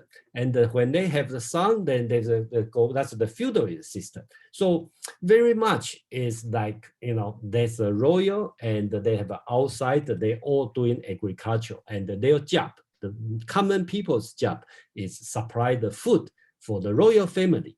And during the later time, before they are the different kingdom, they are brother or cousins, but later time become their blood relationship got distant. So their relationship is not that close. They start have a war. So during the time is not busy in agriculture, the people will get drafted and go into the fight. So I think that's the relationship during that time, and I think it's very different from the Western tradition. Okay, thank you. Okay, thank you, Mike. Okay, Pim, please. Oh, hi. Yeah, thanks, Mike, for the great question. I just want to tag on to your answer a little bit, Jason. So actually, Confucius touched on this question that in the Li Yun chapter, which last year we studied in the Book of Rights. So Confucius basically said, yeah, in the very primitive times, people's virtues were better, and as towns, but later on townships started to arise, and battle between the townships arose, and people started building walls and developing weaponry, and that's when things started to degrade, and the utopia never no longer existed. And then he talked about how in the time that he lived in, his modern time, things had already degenerated, so you needed the rights to have a harmonious society. So your other question, Mike, about cities, you asked about Tang Dynasty. Tang Dynasty is actually not one of the earliest dynasties. Tang Dynasty was about 1,300 years ago. But Tang Dynasty have very large cities. The capital city, Xi'an, or Chang'an at that time it was called, but modern day it's located near Xi'an, had a population of about 1 million people. Mm-hmm. But Jason is right that the Chinese always traditionally looked down on business people, but commerce was always very vibrant. So as far as towns, it started even before, Xia Dynasty or even earlier. And commerce was, trade was also always very vibrant. So there wasn't a problem of feeding people. Farmers produced goods and they flowed naturally through business and trade to the cities, and the cities produced things that the farmers needed. So that was not a problem. I also have to want to follow up on CK's excellent point.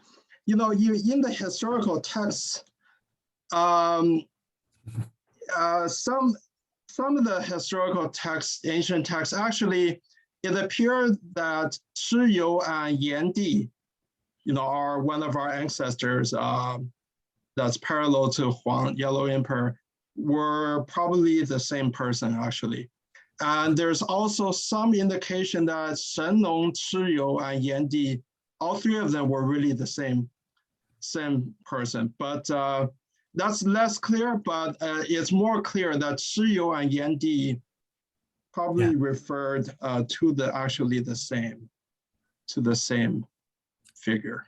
Yeah, I think sometimes Yan Di is related to the Shen Nong, right? Shen Nong, right. Yeah, it's so related. All three of them were related. Yeah. And as CK said, I think, for example, the Hmong people consider Yan Di, the Red Emperor or the Fire Emperor, to be their. You mean what kind of Han people? Hmong? Hmong. Oh, Hmong. Okay. Yeah. Can I ask something really quickly? I just want to point out, if you go to the next slide, the dynasties, I want to point out to everybody in the meeting, okay, the Xia, Shang, Zhou, these three are right now being slowly discovered as real dynasties. But in terms, but before the Xia, let's say the Yellow Emperor, Yao Shun, they have not been proven. They stay as mythology only for now. But the evidence of Xia, Shang, Zhou, these three dynasties, they might have existed really before. Oh, Yeah. well, I'll just add a little bit. Actually, Zhou was never questioned. Xia was proven through the oracle bones in more than 100 years ago. I mean, Shang dynasty. But Xia, Xia is still not 100%, you know, there's still some different opinions whether it's fully proven through archaeology. Yeah, that's yeah, I think the Xia still questionable. That's what I read, you know, still questionable. And before There's that, no question about Shang or Zhou. Shang, yeah, you go to the National Museum, you can see a lot of the relics on the Shang. But Xia, they mention we don't know. But again, okay. So I think we have to move on, and I will skip the reading on the Five Termine. I think I try to read this one for a few times. Every time I fail because this one is long and they usually have a lot of questions. So, you know, let's find another chance. We'll have a chance to do it. Okay. So that's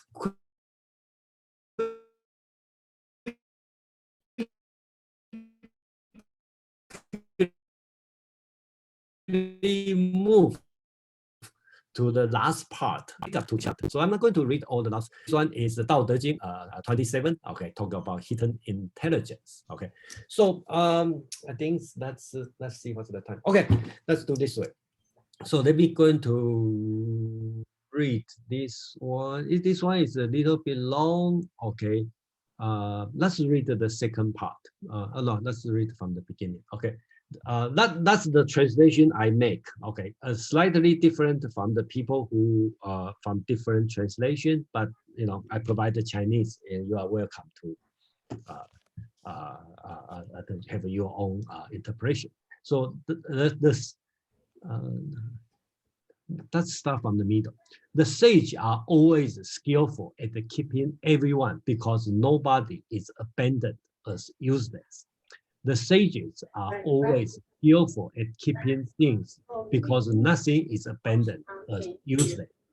Okay, basics here is talking about doesn't matter the people are good or bad, they both are useful to the sage.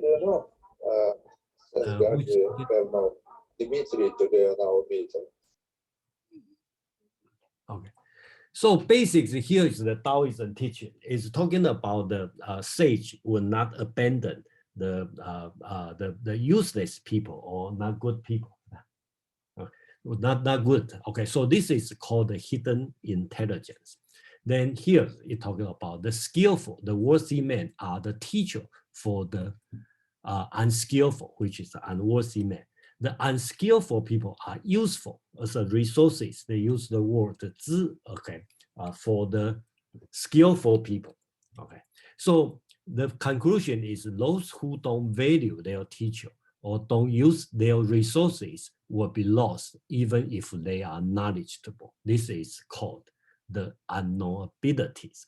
So that's the Tao Te Ching's reading on the chapter 27, and then let's see how Han Fei's interpretation on this chapter. Okay, Elena, you have some question or?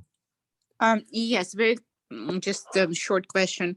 What's unknowability? So we have skillful and unskillful men, and once we use this principle, what does that mean? This is the key to the unknowability.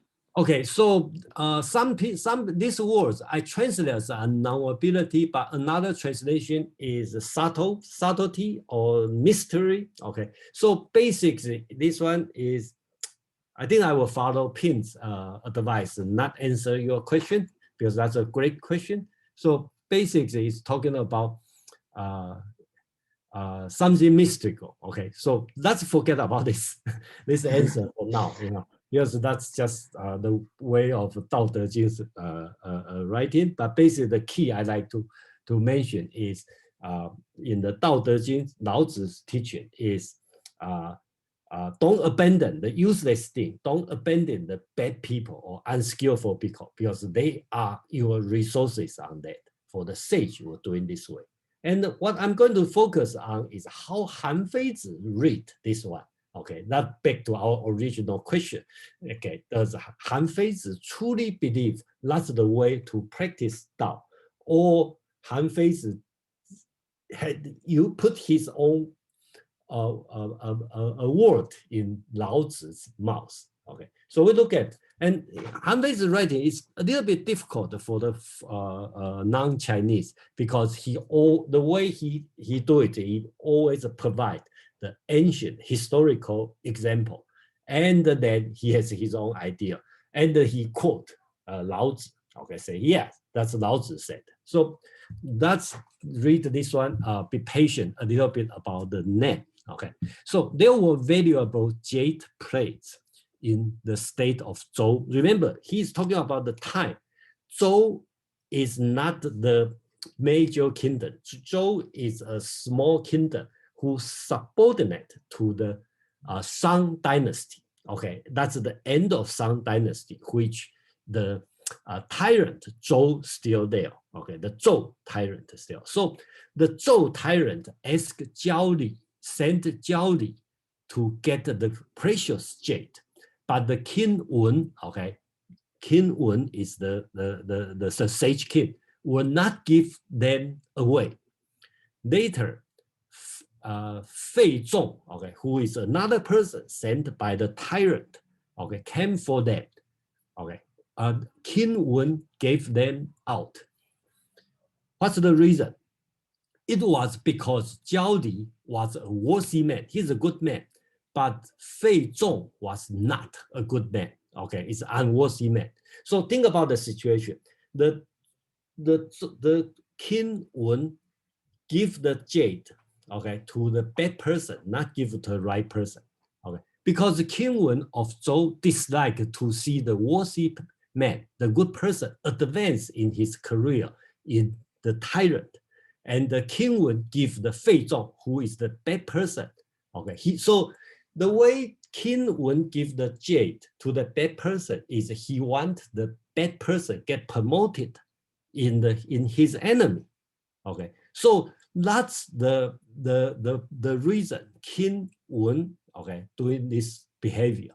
So Han Fei's the comment is when King Wen raised Tai Gong, okay, Tai Gong is his advisor, okay, Tai Gong from the bank of the river. That's another historical account. He's a good person. He promoted him, and he also give present the Fei Zi, who is a bad person, the jade. So he promoted both good person and the bad person. Okay, and then he quote from the Tao Te Ching: those who don't value their teacher and they don't use their resources will be lost, even if they are knowledgeable. So he quote the same thing. Okay, he talk about why you use the good people and the bad people, because the bad people in your enemy, and you should let your enemy promote the bad people. So that's why, okay, Lao Tzu talking about both good people and the bad people are useful. You can use the good people as your teacher. That's Tai Gong, become the teacher of the King Wen, and the bad people, Fei Zi, become the resources for you to use.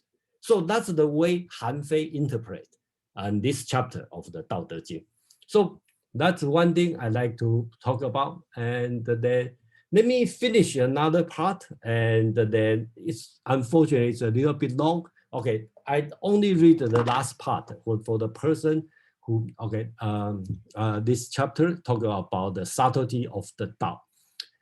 Tao Te Ching read: to close something, first open it; to weaken something, first strengthen it; to abolish something, first promote it; to take away something, first give it. This is the subtlety of using flexibility and the weakness to conquer the hard and the strong. Then he gives the example, just like a fish cannot live out of deep water, don't show the strength of your country to others. So when we in the Tao Te Ching reading, I think we have a lot of discussion, like why Lao Tzu talk about fish in the deep water, and what talk about the strength of the country, don't show other people. Okay, so of course we have the Taoism interpretation, like interpretation would be your skill, don't show off your skill, don't show off your wealth, right? And like you hide your jade inside and wear plain clothes. Okay, your value don't show other people. That's the very Taoism practice. So let's see how Han Fei interprets this one. Again, he used a historical quote. He talked about shi, okay, just like a deep water to the ruler. Okay, his shi, okay, influential position must be more influential than the shi between the minister. So the influential position for the ruler to the minister should be stronger than the position, the influence between different ministers. Once lost, it cannot recover. So he called the historical account after Duke Jian of Qi, okay, lost the shi to Tian Cheng, okay, that's a usurp, okay, because he turned out he lost his shi to his prime minister. So turned out the prime minister killed the emperor, and he became the king of Qi, and he became the king. Okay, then he used another example, the Duke of Jin. Okay, he lost the power to the 6 nobles.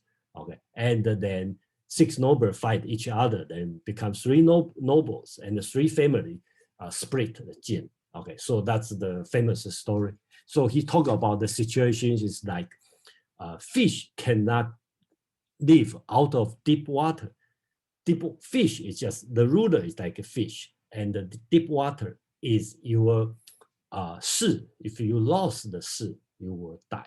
Okay, so basically he move on, he talk about reward and the punishment are the state's sharp tool.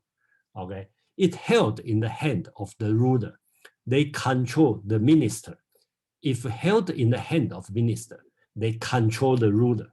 Okay, if the ruler show the tool of reward, and the minister will minimize it and therefore distribute it for the private favor. If the ruler show the tools of punishment, the minister will aggravate it and thereby overawe the people. Since if the ruler shows the tool of reward, and the minister will abuse his position, and if he shows the tool of punishment, they will utilize his authority. Hence, the saying, the state's sharp tool should not show to anybody. So the sharp tool become the two-hander, the reward and the punishment. So Han Fei's interpretation of the state's sharp tool should not be shown to anybody. The sharp tool to Han Fei is the 2 handles, the reward and the punishment. So you have the power, reward and the punishment, but you don't show to other people. And that's what he believed, Lao Tzu talking about, the sharp tool, don't show other people. So I just like to provide these 2 as the interpretation for the Han Fei, and just give you a sense of how same text being interpreted by different people. Yeah. So I think we are 2 o'clock, and then a little bit rush, sorry. And then let's open a few minutes, and we can have a discussion on that. And then Karen, please. I just wanted a clarification. Do you think when he says don't show the tool of punishment, it's don't let people know what the punishment is when they do wrong? Or because I thought a key thing of legalism was that you put in place laws that are very clear, and then and you're very consistent about rewarding and punishing, and then things will run themselves, right? That you know, those are very motivating factors. And so once you have the laws and the laws are clear and you have very obvious enforcement and rewards for good behavior, then that all things will go smoothly. So now I'm trying to fit in and understand the holding back and hiding the punishment and reward part. How does that fit in with the keep it clear and things will flow?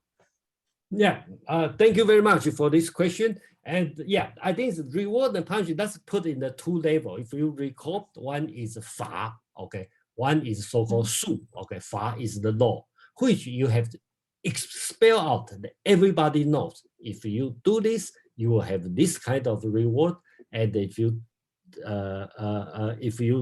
fail to follow this, you will have the punishment. This kind of punishment, it's clear. Everybody know. Okay, job description, and then they have the su part. Okay, su will deal with minister. Okay, so you have the law to tell people you have to fight. If you kill one enemy, you will get promoted. If you kill 10 enemies, you will get a house, something like this. That's clear. But you have the minister, okay, who will help the ruler to evaluate everything, and they have their thing. So I will use su to control this minister.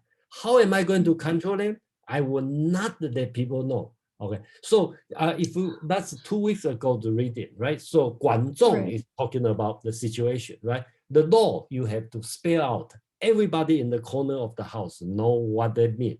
But you have the su, you hide in your mind. Even the closest people, even your wife, your husband, okay, your son doesn't know what I'm going to do. Okay, so that's the two part, okay, to control the people. So I think that's the very subtle difference, and you can ask, you know, how there's probably no clear line, but that's the two concepts here. So thank you for asking this question. And so that quote is directed to the ministers. Yeah, yes, you're dealing with the ministers. Okay. Yeah, you know. Yeah. So you talk about if that minister know, then they will manipulate, you know, so that's how Han Fei is. And I think he Tao Te Ching have 81 chapter, and Han Fei probably have a comment on like 30 or something, most of them, and then it's difficult for me to translate because they use a lot of historical account, and then you need a full understanding of Chinese ancient history to know what he's talking about. Yeah, we have Madeline and Alex. Madeline, please. I believe Alex was before me. Okay. Yeah, Alex, please. Yeah, I think these two different interpretations of conquering and being strong and being hidden is manifested in two different ways. And Han Fei Zi, I think if you go to, well, like, for example, like just like fish cannot live out of deep water, I think from Lao Tzu's point of view, he's not trying to be offensive. This is trying to defend as a defense mechanism, and also to bring peace, you know. That's how I feel. But Han Fei's interpretation on the same thing of fish cannot live out of water is just like what we, I think, said before, that for him, it was more about power, control people, control the ministers, give punishment, rewards, and have no put no value in the human strengths as to loyalty or, you know, other aspect of moral, strictly only solely on if you're good enough, then you're good. If you're not good enough, then you're just not good. You might be punished. So I think the difference between these two is one that Tao Te Ching, he's promoting, you know,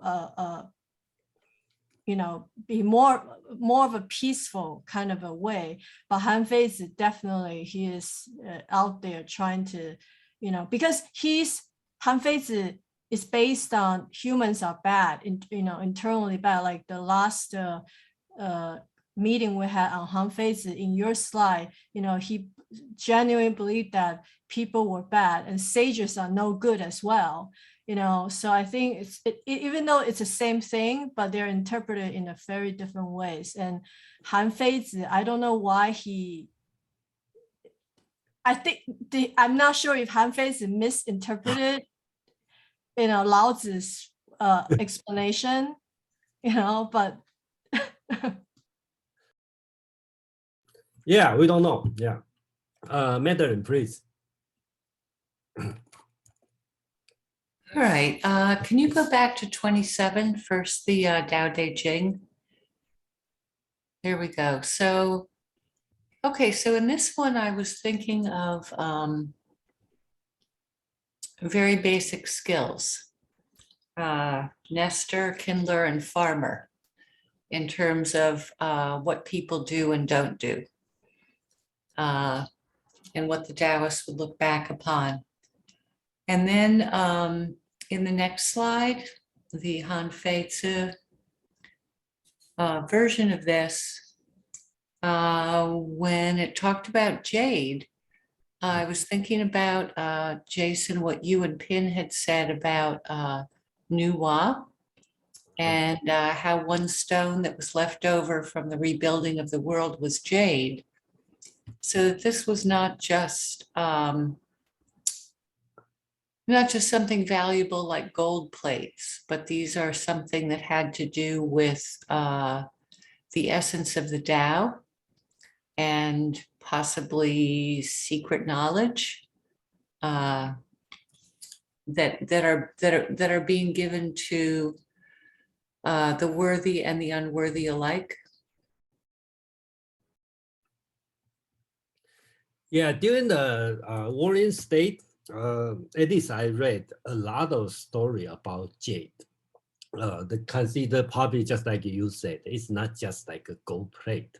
The jade is some symbolic meaning on that. So sometimes they have war, okay, between the states because the jade, okay, because the jade is so valuable, and they don't mind not only kill the people for the jade, even the whole country fight another country for the jade. So it's probably, well, for sure, it's not just the meaning of a stone or a gold plate. It's some symbolic meaning on that. Yeah, thank you. It also has aesthetic qualities, like marble might be in Italy, or alabaster. It's something that you could carve in that was translucent and would seem to give off light in a way. Yeah. Yeah, if you go to the Taiwan, the National Museum, and you see a lot of ancient jade, but the quality is not as good as today's jade, but there's a different meaning. And sometimes there's a huge jade, and then it's a lot. Yeah, I saw a lot, in the National Museum.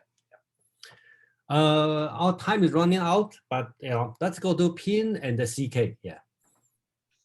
Oh yeah, just real quick, another big element of Han Fei's teaching, as far as things that the ruler should not show, is the ruler's likes and dislikes.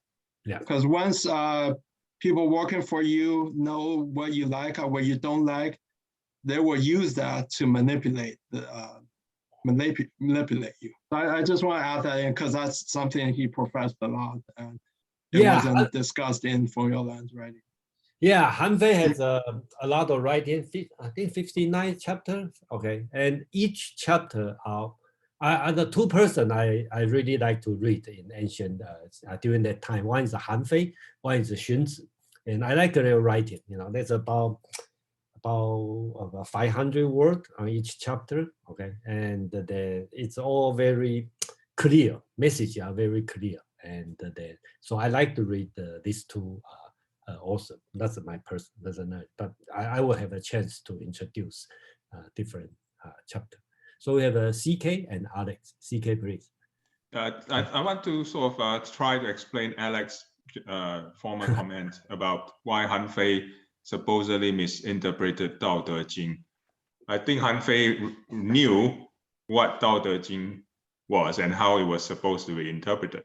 but he was interpreting Tao Te Ching for his own means and for his own reasons, and along with the legalist way to justify his legalist school of thought. So he read Tao Te Ching based on the legalist conception instead of reading Tao Te Ching on its own merits. I think that's the explanation I would give. Yeah, thank you, CK.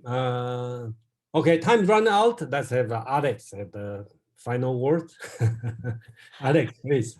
Oh my God, I was hoping we can talk about the 5 termites because I actually studied. But anyway, I was, regarding regarding CK's comment, if that's a mystery to me. I think it's a pretty mystery because Tao Te Ching and Han Fei, they're like total opposites, right? So I don't know why he have to take Tao Te Ching to justify. I mean, he doesn't have to, right? He feels if he's so righteous, it's kind of, so I don't know, out of all the people, he could have taken from, Moism, but from Lao Tzu, it's a long stretch. I'm not convinced. Okay, so I totally agree. That's why I think he truly admired Lao Tzu. If I can try to answer that, I think in Han Fei's own philosophy, legalist philosophy, there is a lot of references in his own way to the Tao, the Taoist way, and Tao Te Ching is one of his preferred references to justify his legalist school of thought. Okay, I believe we will have another hour to argue on who is right, but we will have another chance. And when we read the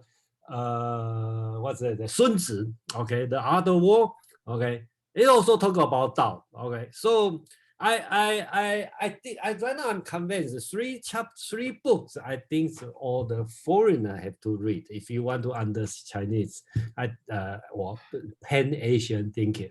One is Analect, okay. One is Tao Te Ching. One is Art of War, okay, from Sun Tzu. I think these 3, it's very deep in the Asian or Pan-East Asian blood. Japan, Korean, China, Taiwan, Singapore. It's and then luckily all these 3 are very short, and so I believe that Zhuge Liang asked his general to read Han Fei Zi. I'm not sure. Oh yeah, okay. Yeah, no, that's a true story. He actually. So if you have time, you are not happy with read the short book, and you still want to understand the Chinese cultural philosophy, will suggest you read Hong Lou Meng, Red Chamber, and the Romantic for 3 Kingdoms. And Zhanguo is Hong Lou Meng. Journey to the West. Yeah, Journey to the West. Okay, if you are not happy with the short story of this one, you can read these 3 humongous writings. Outlaws of the March. Yeah. Also, Shui Hu Zhuan. That's also I don't like Shui Hu Zhuan that much. But anyway, that's also culturally. I think it's a cultural component. Actually, can I make a suggestion? Because in the beginning of the meeting, we were talking about we're gonna talk about Hinduism and Buddhism, right? Yeah. Honestly, personally, it's so dry. I'm so sorry. Okay, I know some dry for somebody. Maybe we can use Journey to the West, as a way to talk about Buddhism. It will make it a lot more interesting because it's such an interesting story. Well, Journey to the West is less about the Buddhism. It's more on the Taoism and mythology. Really? Yeah. Okay. So and there is another humor. Okay. I would say that the 2,000 years Chinese humors all in this book, and then yes. And a lot of Chinese medicine message in the Western journey. So I don't know. I still have no idea how to introduce. And I know some summary says, Western summary say, okay, there's a monkey, the monk bring the monkey, and eventually they kill 7 spiders, 2 tigers, 3 robbers, and blah, blah, blah. They eventually get the You see, this journey to the West is a classic example of what Lao Tzu is talking about. I think, that, the